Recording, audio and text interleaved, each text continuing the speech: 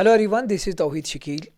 आज जिस टॉपिक पे हम बात करने वाले हैं उससे हम रशिया पहुंचने वाले हैं, क्योंकि रशियन प्रेसिडेंट ने एक कानून पास किया है जिसकी वजह से वो 2036 तक पावर में रह सकता है।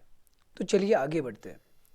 मंडे के रोज़ रशियन प्रेसिडेंट वी पुतिन ने एक कानून पर, एक लेजिस्लेशन पर दस्तखत किए जिसके तहत वो 2036 तक पावर में रह सकता है जब उनकी उम्र 83 साल होगी।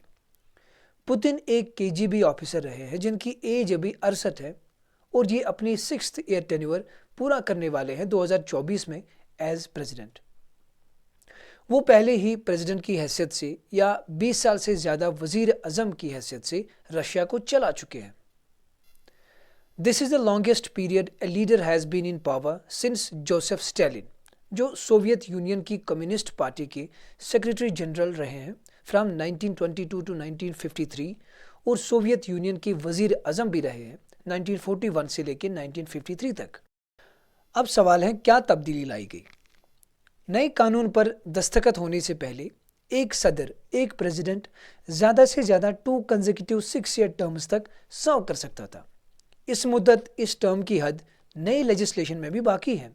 जो कुछ तब्दील हुआ है वो ये है कि नई लेजिस्लेशन के अमल में आने के बाद पुतिन की पिछली टर्म्स शुमार यानी काउंट नहीं किए जाएंगे और इन्हें ज़ीरो आउट कर दिया जाएगा, जिससे वो 2024 में करंट टर्म ख़त्म होने के बाद इसे मज़ीद 2 कंसेक्यूटिव टर्म्स की खिदमत का इख्तियार फराहम करेगा।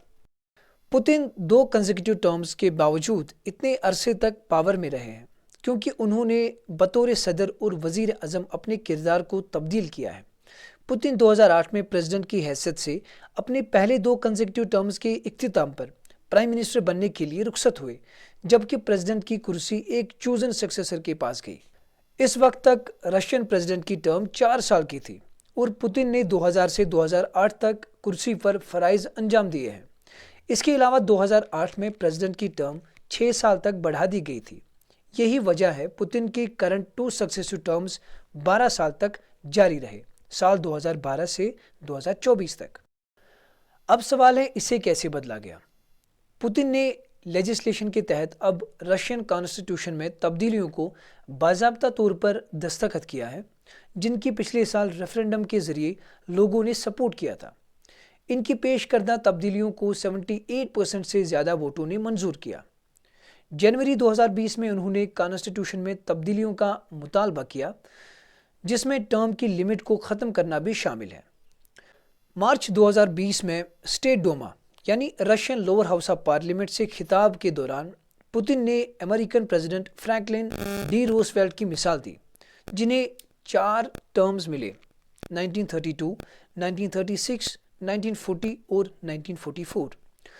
रूजवेल्ट्स 4 term presidency paved the way for the 22nd Amendment to the US Constitution, ratified in 1951, that limited the presidential term to 2 4-year terms. अपनी तकरीर में पुतिन ने कहा कि रूजवेल्ट को 4 टर्म्स तक सर्व करना पड़ा था क्योंकि उस वक्त अमेरिका जिन मसाइल का सामना कर रहा था, यानी ग्रेट डिप्रेशन और वर्ल्ड वार सेकेंड, और इसी वजह से प्रेसिडेंशियल टर्म्स पर लिमिट्स रखना कभी कभी ज़रूरत से ज़्यादा काम करता था। और रिपोर्ट में पुतिन के हवाले से बताया गया कि इन हालातों में जब कोई मुल्क ऐसे झटके और मुश्किलात का सामना कर रहा है, यकीनन स्टेबिलिटी ज़रूरी है और इसे तरजीह दी जानी चाहिए।